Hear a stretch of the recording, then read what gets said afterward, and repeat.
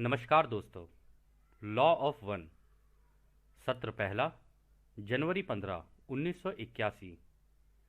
दोस्तों, पहले इस सत्र में आगे बढ़ने से हम आपको यह बताना चाहते हैं कि इस किताब में दी गई जितनी भी सूचनाएं हैं, या तो आप उन्हें मान सकते हैं, या नज़रअंदाज कर सकते हैं, या सिरे से बिल्कुल खारिज कर सकते हैं, क्योंकि यह आपकी फ्री विल यानी आपकी आज़ादी के कानून के अंदर आता है, जो कि उस अनंत रचयिता के द्वारा आपको दी गई है। तो अब हम आगे बढ़ते हैं। दोस्तों, इससे पहले हम इस किताब को आपको बताना शुरू करें या इसमें लिखी हुई सूचनाएं आपको देना शुरू करें, हम आपको बताना चाहेंगे कि इस किताब को करते हुए जगह जगह रा ने कार्ला को, क्योंकि वह ध्यान अवस्था में थी या कह लीजिए समाधि की अवस्था में थी, तो उसको यंत्र बोला है। अब उसको यंत्र इसलिए बोला है क्योंकि जब भी कोई व्यक्ति समाधि की अवस्था में चला जाता है तो उसका शरीर, उसकी आत्मा और उसका दिमाग एक यंत्र की तरह काम करने लग जाते हैं, और वो जितनी भी सूचनाएं इस ब्रह्मांड के अंदर हैं उनमें से कोई भी सूचना जो वो चाहें निकाल कर ला सकते हैं। तो यहां पर जब भी रा कार्ला को यंत्र बोले तो आप समझ जाना वहां पर कार्ला की ही बात हो रही है।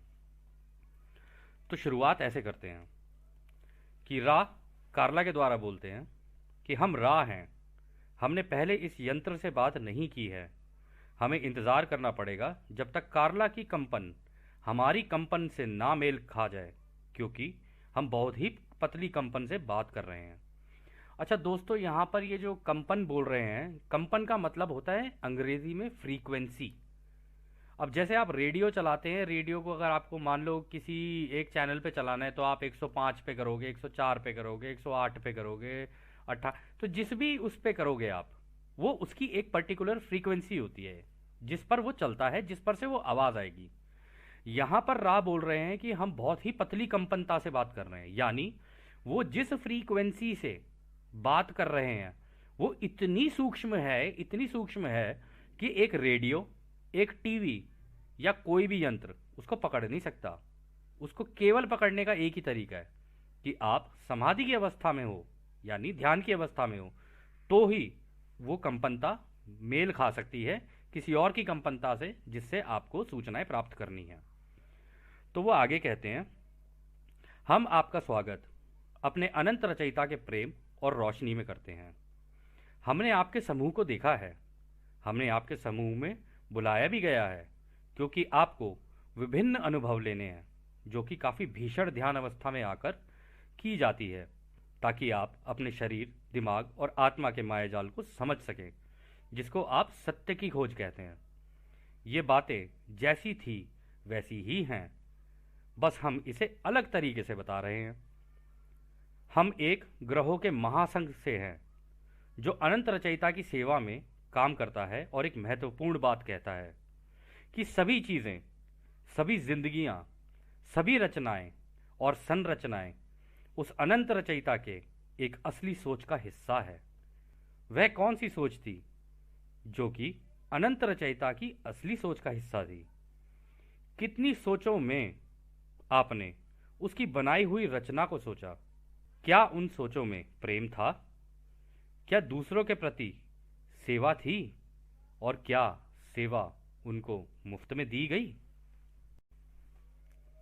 हमारे भाइयों, आप भौतिक ब्रह्मांड का हिस्सा नहीं हैं, आप उसकी सोच का हिस्सा हैं। आप एक ऐसे कमरे में नाच रहे हैं जहां कुछ भी किसी भी पदार्थ या सामान या सामग्री का नहीं है। आप नाचती हुई सोच हैं दोस्त।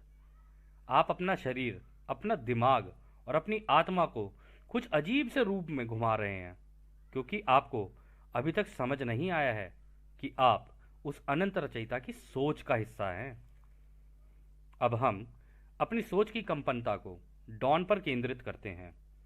हमारा संपर्क डॉन से ठीक से नहीं बन पा रहा है, क्योंकि उसका ध्यान रिकॉर्डिंग और अपने दिमाग में आ रहे सवालों पर केंद्रित है। अब हम अपनी कंपनता को दोबारा कार्ला की तरफ केंद्रित करते हैं। अब आप चाहें तो अपने सवाल हमसे पूछ सकते हैं। हम आपका स्वागत दोबारा उस अनंत रचयिता के प्रेम और रोशनी में करते हैं।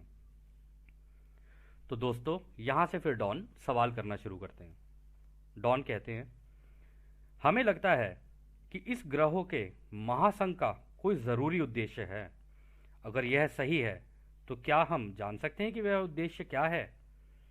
तो रा कहते हैं, दोस्त, हमारी भी एक जगह है। हम ना तो प्रेम की घनत्वता के हैं और ना ही रोशनी की घनत्वता के हैं। हम वो हैं जो एक के ज्ञान की दुनिया में रहते हैं।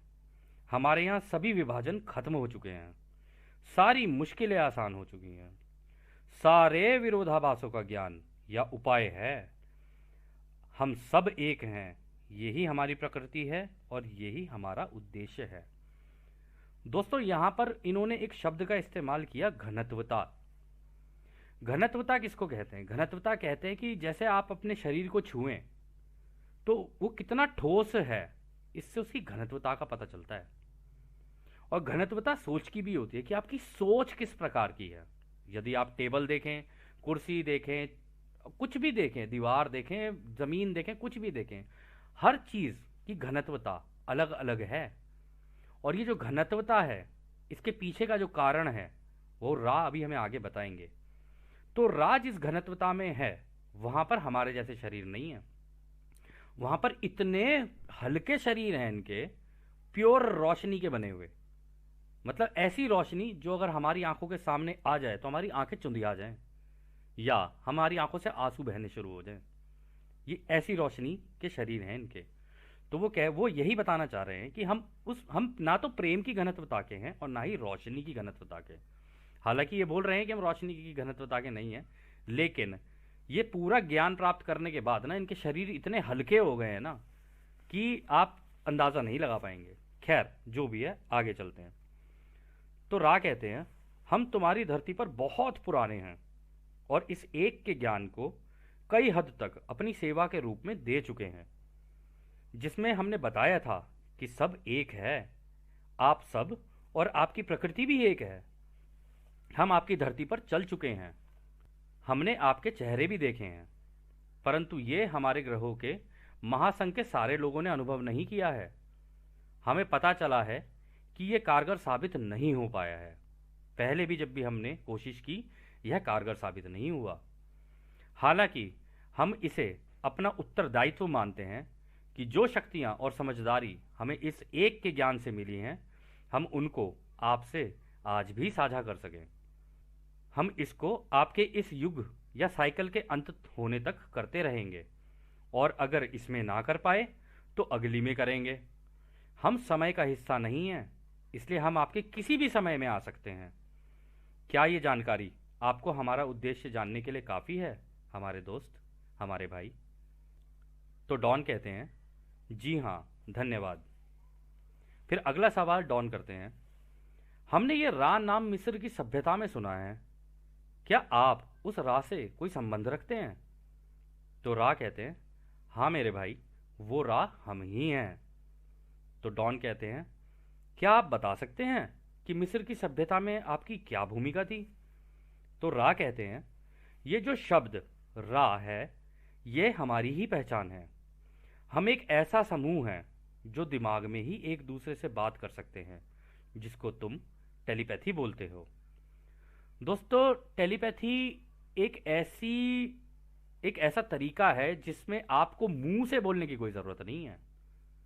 आप दिमाग से दिमाग में बात कर सकते हो, मस्तिष्क से मस्तिष्क में। आपको किसी भी माध्यम की ज़रूरत नहीं है बीच में बात करने के लिए। आपने कभी कभी अपनी ज़िंदगियों में भी देखा होगा, और हंसी मजाक में हम कभी कभी एक दूसरे को बोल देते हैं, अरे वाह यार, तूने तो मेरे दिल की बात छीन ली। वो दिल की बात नहीं छीनी होती है, वो दिमाग में जो आपके बात आई होती है ना, वो बात सामने वाले के दिमाग में उसी वक्त फ्रीक्वेंसी मैच की, यानी कंपनता दोनों की मैच की, इसलिए सामने वाले को पता चल गया कि आप क्या सोच रहे हो। परंतु खैर, ज़्यादातर देखा जाए तो हम लोग इसे नज़रअंदाज करते हैं, पर क्या करें, बड़े बड़े ग्रहों में ऐसी छोटी छोटी बातें तो होती ही रहती है ना सेनोरीटा। कोई बात नहीं, आगे चलते। तो आगे रहा कहते हैं, हम सब की सोच एक ही है। हमने उस समय पर मिस्र की सभ्यता से संपर्क किया था। हमारी ही घनत्वता के दूसरे भाइयों ने तुम्हारे दक्षिणी अमेरिका के लोगों को भी संपर्क किया था, जिसको तुम अटलांटिस या खो गई या डूब गई सभ्यता भी बोलते हो। हमारा उद्देश्य वहां पर भी एक का ज्ञान देना ही था। दोस्तों, आपको शायद ये ना पता हो, लेकिन काफी समय पहले, अब ये कितना पुराना था कितना नहीं था, ये ये जो सूचना है ये आगे आगे आपको मिलती जाएगी। तो पहले के ज़माने में एक सभ्यता हुआ करती थी जिसको बोलते थे अटलांटिस की सभ्यता। अगर आप इसको कभी चेक करेंगे तो इस सभ्यता के साथ कुछ ऐसा हुआ था कि रातों रात पूरी की पूरी सभ्यता ही मर गई थी, गायब, डूब ही गई पूरी नदी उसके अंदर, समुद्र के नीचे। अब उसका कारण क्या था, क्या हुआ उस समय पर, ये सारी जानकारियां आपको इसी किताब में प्राप्त होंगी। अगर आप बने रहे अंत तक तो आप देखेंगे कि कितना बड़ा ज्ञान का भंडार खुला है आपके सामने। खैर, आगे चलते हैं। तो रा कहते हैं, हम एक ऐसे व्यक्ति से मिले थे जिसने इस एक के ज्ञान को सुना और समझा भी, और ऐसे पद पर था कि उसने इस एक के ज्ञान को दूसरों को जागरूक भी किया। हालांकि उस जगह के और उस समय के धर्म रक्षकों ने और अन्य लोगों ने फटाफट हमारा संदेश खराब कर दिया। उसमें से हमारा प्रेम और उस अनंत रचयिता का प्रेम और हमारी सहानुभूति ही निकाल दी, जिससे कि पूरे ब्रह्मांड और प्रकृति की रचना हुई है। ये प्रेम ही रचना है, इसलिए इससे कोई भी बाहर नहीं है। जब हमें लगा कि अब कोई भी नहीं है जो इस एक के ज्ञान में रुचि रखता हो, तो हमने अपने आप को इस छल कपट वाली जगह से हटा लिया, क्योंकि हम उस रचयिता का काम करने आए थे और कोशिश की थी कि आपको उसके करीब ला सके। और जैसे ही हम हटे, दोबारा तुम्हारी दुनिया को छल कपट, झूठ, सही गलत और अन्य भ्रमित करने वाली बातों ने घेर लिया। हमारे भाई, क्या ये जानकारी काफ़ी है या हम इस पर और कुछ कहें? तो डॉन कहते हैं, नहीं भाई, धन्यवाद। तो डॉन अगला सवाल करते हैं, परंतु वह सवाल रिकॉर्ड नहीं हो पाया था, तो इस किताब में पता नहीं चल पाया कि असलियत में वो सवाल है क्या। तो डॉन उसको लिख भी नहीं पाए, ना तो लिख पाए ना ही उसे रिकॉर्ड कर पाए, परंतु जवाब है। अब सवाल क्या हो सकता है ये आपके ऊपर छोड़ते हैं हम, आप भी सोच सकते हैं। तो रा कहते हैं, भाई ये सोच सको तो सोचना, ब्रह्मांड अनंत है। ये सत्य है या असत्य है वह जानकारी का विषय है, परंतु हम आपको आश्वासन देते हैं कि आपका, आपके अनुभवों का और आपकी समझ का कोई अंत नहीं है। इसी को आप सत्य की खोज कहते हो। जो अनंत है उसको कभी भी काफी नहीं कहा जा सकता, क्योंकि किसी भी चीज का काफी होना एक अंत दर्शाता है। अनंत को समझने के लिए उसका एक होना समझना जरूरी है, अन्यथा अनंत होने का तो कोई मतलब ही नहीं है। अनंत रचयिता में केवल एकता ही है हमारे भाई। तुमने इसके साधारण उदाहरण देखे हैं। यदि तुम सूर्य की रोशनी को संक्षेत्र, शीशा या प्रिज्म, जैसे कि दोस्तों आपने कभी स्कूल के अंदर भी देखा होगा, प्रिज्म होता था, उसमें से हम रोशनी निकालते थे, उसमें से रोशनी 7 रंगों में बट जाती थी। और इसको आप इंद्रधनुष में भी देखते होगे, जब इंद्रधनुष निकलता है तो 7 रंगों में निकलता है वो। तो यहाँ पर उसी की बात हो रही है। तो वो कहते हैं, यदि तुम सूर्य की रोशनी को संक्षेत्र, शीशा या प्रिज्म से निकालोगे तो वो 7 रंगों में बट जाती है, परंतु रोशनी तो एक ही है ना। ये सबसे साधारण उदाहरण है एकता का। यहां पर रा दोबारा वही बात बोलेंगे जो इस किताब की भूमिका में कहा था। रा कहते हैं, हमारे भाइयों, हमारे दोस्तों, वास्तविकता में कुछ भी सही या गलत नहीं है, कोई भी विभाजन नहीं है। ये सब कुछ जो विभाजन तुम्हें दिख रहा है वो इसलिए है कि तुम्हारा शरीर, दिमाग और आत्मा नाच रहे हैं, मजे कर रहे हैं और अनुभव ले रहे हैं। यह सब कुछ एक समय पर आकर एक ही जगह और समय में घुल मिल जाएगा। ये विभाजन बिल्कुल भी जरूरी नहीं है। ये तो तुम सबका खुद का चुना हुआ है, एक बहाना है उस रचयिता की उस एक सोच को जानने के लिए जिसने इन सब को बांध रखा है। तुम एक जैसी बातें नहीं करते हो, तुम एक जैसे लोग और चीजें भी नहीं हो। तुम ये सब चीजें हो हमारे भाई। तुम सब जिंदगियां हो, हर भावना हो, हर घटना हो, हर परिस्थिति हो। तुम एक या एकता हो, तुम अनंत हो, तुम प्यार रोशनी और रोशनी प्यार हो। तुम हो हमारे भाई, तुम। यही है एक का ज्ञान। तो डॉन कहते हैं, रा भाई, दिल से धन्यवाद। अगला सवाल डॉन करते हैं, अब क्या हमें बता सकते हैं कि हमारी धरती पर क्या बदलाव होने वाले हैं? रा कहते हैं, ये जो बदलाव आने वाले हैं इसका हमारे लिए कोई महत्व नहीं है। हमें इसकी चिंता ही नहीं है कि स्थितियां कैसी होंगी कटाई के वक्त। अच्छा दोस्तों, आप ये सोच रहे होगे, कटाई के वक्त? अरे किसकी कटाई हो रही है? कुछ समझ नहीं आ रही कहानी। दोस्तों, कटाई का मतलब अंग्रेजी में से हार्वेस्ट बोलते हैं। जब भी किसी युग की अंत होती है, जब भी कोई युग अंत होते जाता है, तो एक हार्वेस्ट होती है, जो कि हार्वेस्ट मतलब कटाई होती है। जिन जिन लोगों को सतयुग में जाना होता है वो लोग सतयुग में निकलते हैं, और जो जो सतयुग में जाने लायक नहीं होते उनके साथ कुछ और घटनाएं घटती हैं। अब आप वो सारी जानकारियां इस किताब में प्राप्त कर पाओगे कि सतयुग, सुनते तो हम सारे आए हैं, हर धर्म में इसकी बात हुई है कि एक युग परिवर्तन होता है। अच्छा, इसमें ऐसा होता है, इसमें वैसा होता है, कहानियां हम सब ने सुनी है, लेकिन ज्ञान किसी को नहीं है कि उसके अंदर जाना कैसे होता है, तरीका क्या है। तो यह किताब आपकी पूरी मदद करेगी कि उसमें जाना कैसे है। सतयुग बोल देने से सतयुग नहीं मिल जाता है, सतयुग मान लेने से सतयुग नहीं मिल जाता है। सतयुग में जाने के लिए कर्म भी करना पड़ता है वैसा। और इस किताब में दिए गए तरीके वो हैं जिससे कोई भी सतयुग में जा सकता है। यह उसकी खुद की इच्छा पर आधारित है। तो अगला सवाल डॉन कहते हैं, क्या कुछ ऐसा किया जा सकता है कि इस धरती के लोगों की सोच को बढ़ाया जा सके इस एक के ज्ञान से, या हम ये अपने ही स्तर पर सोच रहे हैं? पुरा कहते हैं, हमारे भाई, पहले तो हम तुम्हें यह बता दें कि तुम में और दूसरों के बीच का विभाजन हमें नहीं दिखता है। हम ये नहीं मानते हैं कि कोई विभाजन मौजूद भी है। सीखना और सिखाना एक ही बात है।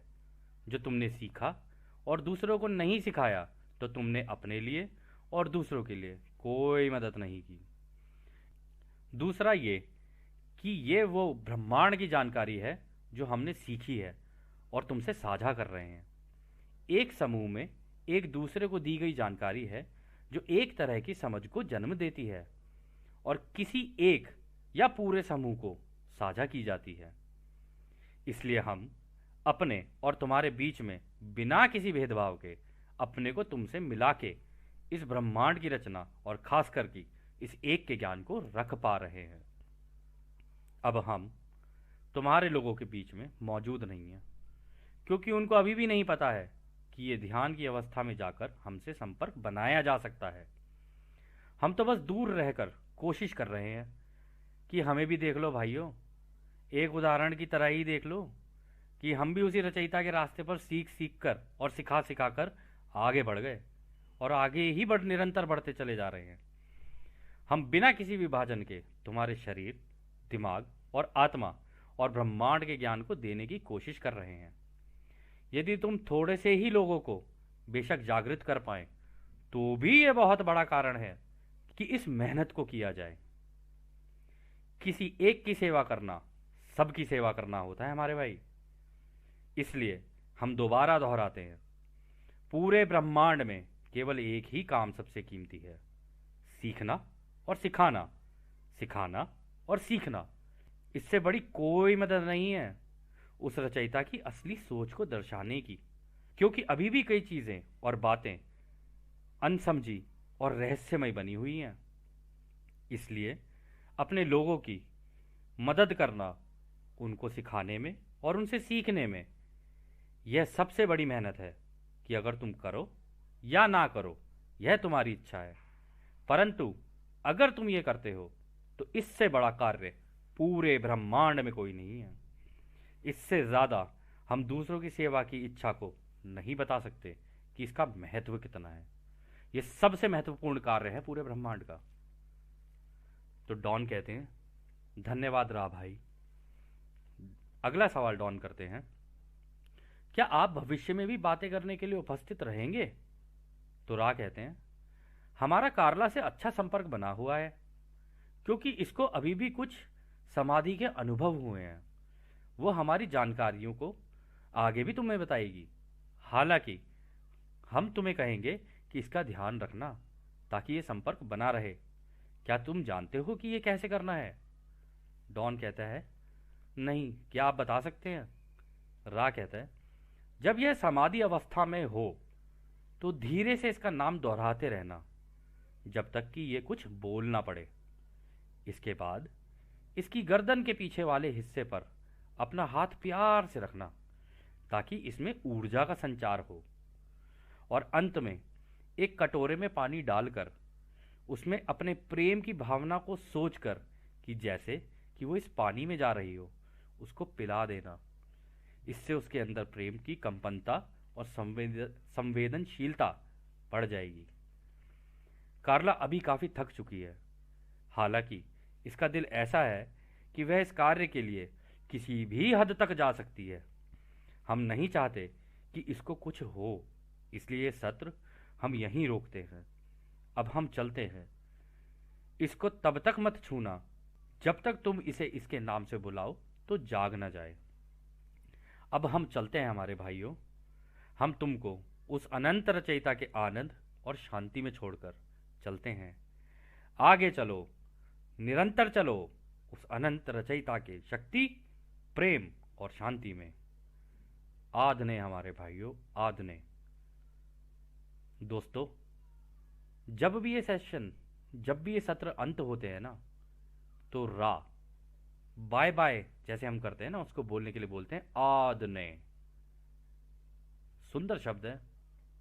हो सकता है किसी दिन हम भी एक दूसरे को आद ने कर रहे हो। खैर, यह सत्र यहीं समाप्त होता है। आपका बहुत बहुत धन्यवाद।